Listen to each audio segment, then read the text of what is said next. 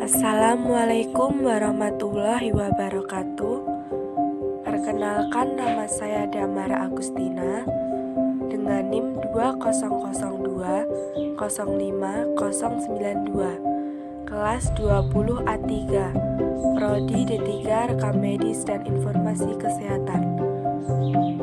Tugas anatomi fisiologi dengan dosen pengampu Bu Lisdiah Dewi Arini. Di sini saya akan menjelaskan tentang sistem endokrin.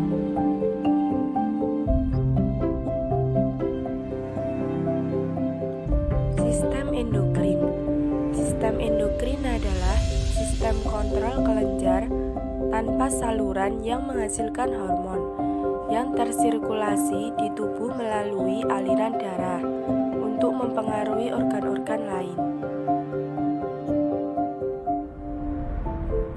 Sistem endokrin bertanggung jawab untuk mengatur berbagai fungsi tubuh melalui pelepasan hormon seperti metabolisme, tumbuh kembang, fungsi dan reproduksi seksual, tekanan darah, nafsu makan, dan siklus tidur.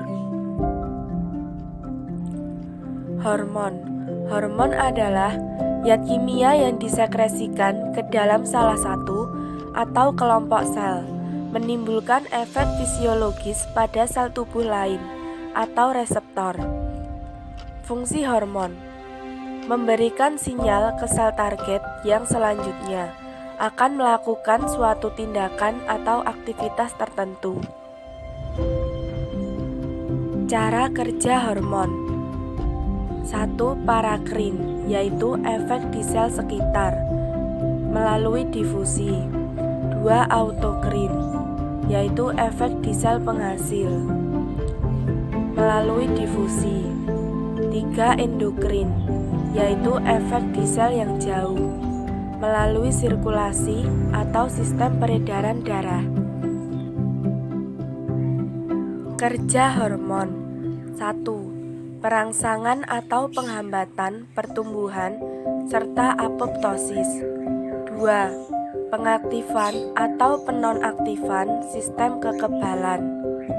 3. Pengaturan metabolisme dan persiapan aktivitas baru.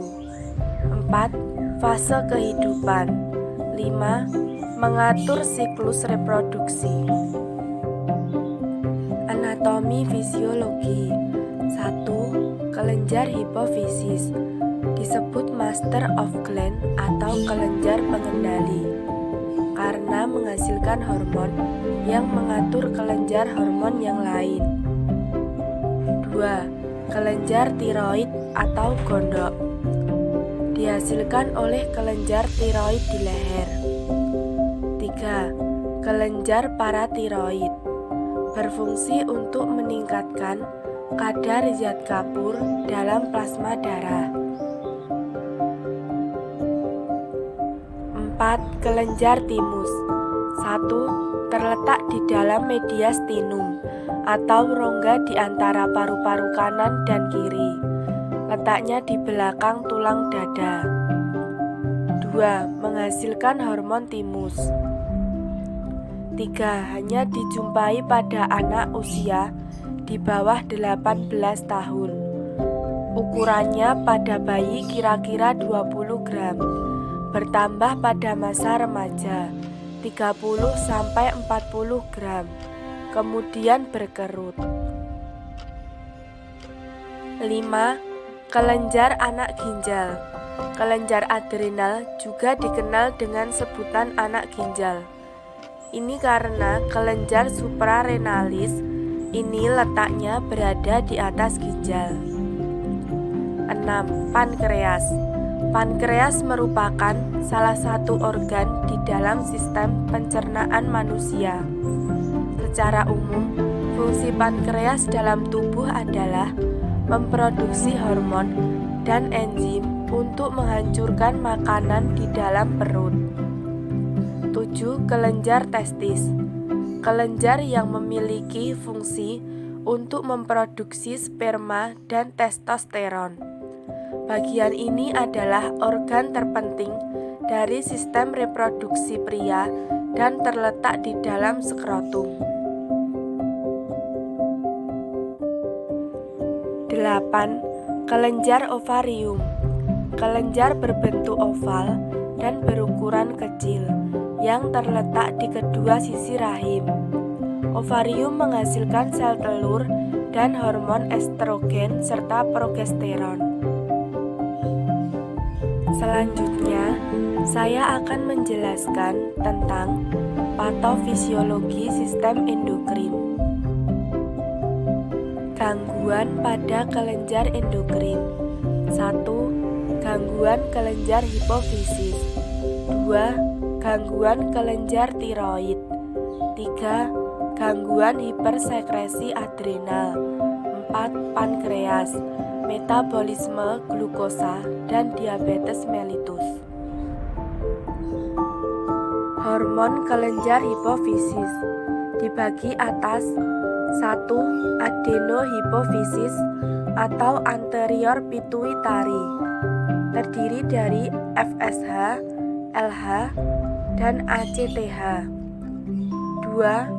Neurohipofisis atau posterior pituitary, terdiri dari oksitosin, ADH, GH, prolaktin, dan TSH. Gangguan pada kelenjar hipofisis. 1. Gigantisme, yaitu gangguan pertumbuhan yang menyebabkan anak-anak tumbuh sangat tinggi dan besar. 2. Akromegali, yaitu penyakit yang muncul karena tubuh orang dewasa kelebihan hormon pertumbuhan. 3. Hipotuitarisme, yaitu penyakit yang terjadi akibat kurangnya hormon yang dihasilkan kelenjar di otak, yang disebut kelenjar hipofisis atau pituitari. Tanda dan gejala gigantisme. 1. Peningkatan ukuran tubuh secara menyeluruh. 2. Lengan dan tungkai yang memanjang secara tidak proporsional. Tanda dan gejala akromegali. 1. Pembesaran kepala, tangan, kaki, rahang, lidah, dan jaringan lunak. Tanda dan gejala hipotuitarisme. 1. Penurunan berat badan. 2. Berkurangnya dorongan seksual. 3. Peningkatan sensitivitas pada udara dingin dan tubuh kesulitan untuk tetap hangat. Kelenjar adrenal. Kelenjar adrenal adalah kelenjar kecil yang berperan dalam memproduksi beberapa jenis hormon di dalam tubuh. Kelenjar ini terletak di superior ginjal. Hormon yang dihasilkan oleh kelenjar adrenal. 1. Mineralokortikoid, yaitu aldosteron. Efek aldosteron yaitu meningkatkan jumlah Na dan menurunkan jumlah K dalam cairan ekstraseluler selama proses pembentukan urin. 2. Glukokortikoid, yaitu kortisol. Peran kortisol yaitu A. Mengontrol metabolisme KH, protein, dan lemak. B. Membantu menolak efek destruktif dari stres mental dan fisik. 3. Hormon seks adrenal atau androgen dan estrogen yang identik dengan yang dihasilkan gonad. Androgen dan estrogen adrenal menimbulkan efek maskulinitas dan feminitas. Efek berlebihnya kadar aldosteron. A. Menyebabkan hipokalemia, yaitu keadaan menurunnya konsentrasi K dalam plasma darah. B. Penderita mengalami kelemahan otot yang berat. Efek rendahnya kadar aldosteron. A. Konsentrasi ion K dalam cairan ekstraseluler meningkat. Peningkatan 60-100% menyebabkan keracunan jantung. Peningkatan gagal jantung. Kortisol yang berlebih menyebabkan sindrom Cushing yang ditandai oleh A. Meningkatnya kadar glukosa darah atau hiperglikemia, menurunnya protein, dan meningkatnya timbunan lemak. B. Glukosa tercampur dalam urin atau glukosuria. C. Sebagian glukosa diendapkan sebagai lemak tubuh di atas bahu dan wajah. Kelainan terkait dengan meningkatnya androgen adrenal. A. Maskulinitas pada wanita dewasa. Tanda-tandanya adalah 1. Hirsutisme, yaitu mengalami pola pertumbuhan rambut tubuh pria. 2. Suara berat. 3. Otot lengan dan tungkai berkembang. 4. Payudara mengecil. 5. Menstruasi mungkin terhenti. B. Pseudohermafroditis pada bayi perempuan yang ditandai dengan pertumbuhan genitalia eksternal pria. C. Pubertas prekok pada anak laki-laki. Prapubertas. Gejala pubertas prekok antara lain: 1.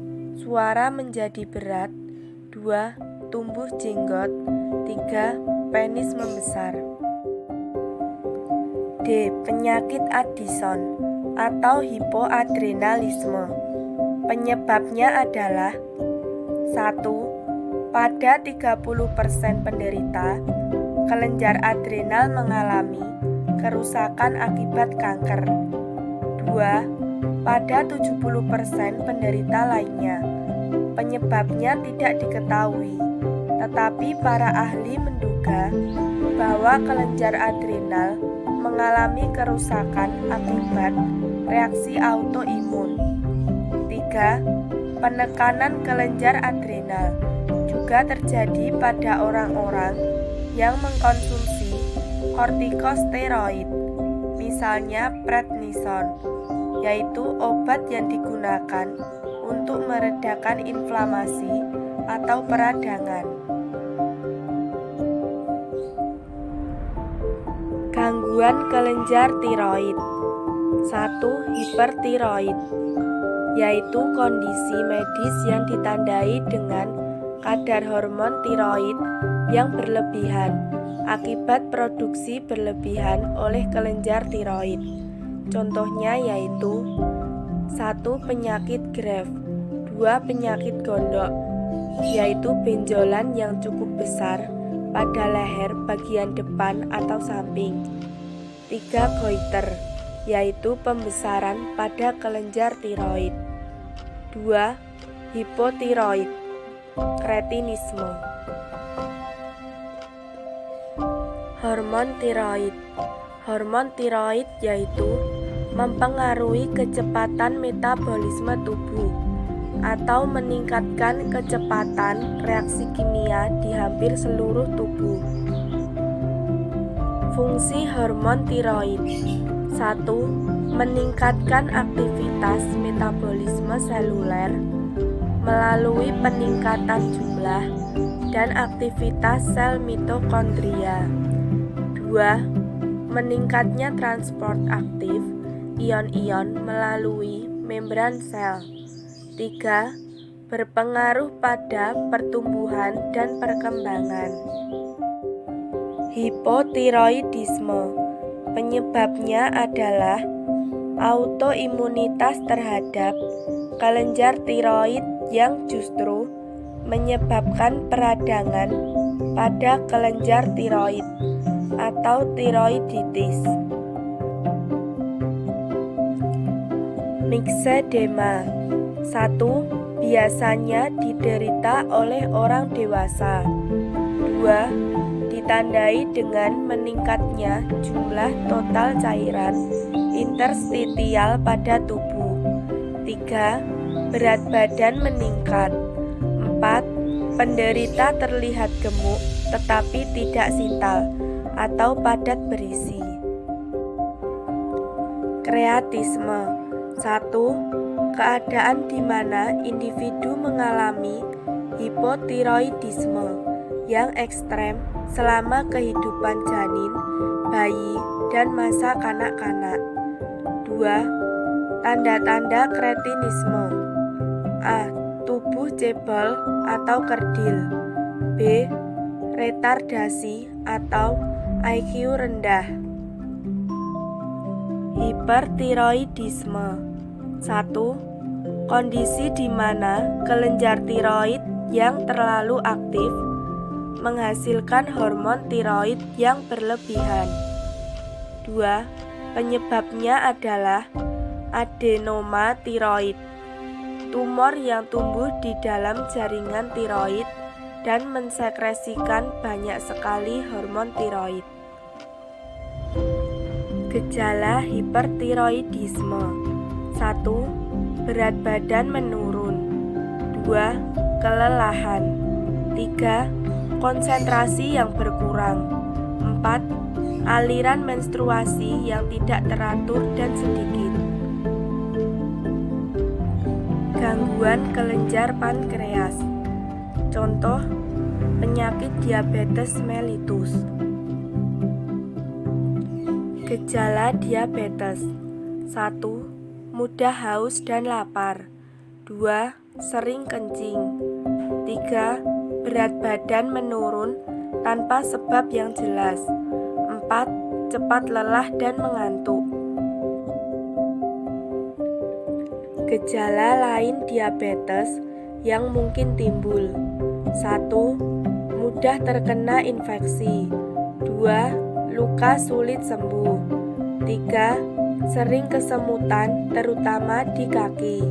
4. Sering timbul bisul. 5. Penglihatan kabur. 6. Infeksi jamur dan gatal terutama di sekitar kemaluan. Gangguan sistem reproduksi. 1. Gangguan sistem reproduksi pada wanita. A. Gangguan menstruasi. B. Kanker genitalia.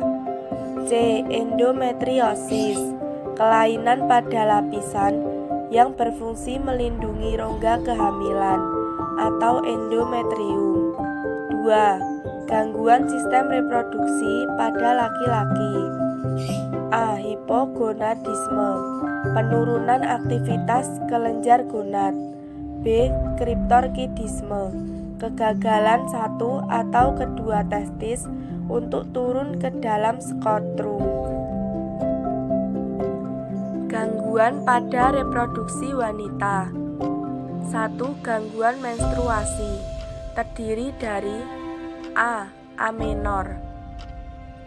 Yang pertama, amenor primer, yaitu tidak terjadinya menstruasi sampai usia 17 tahun.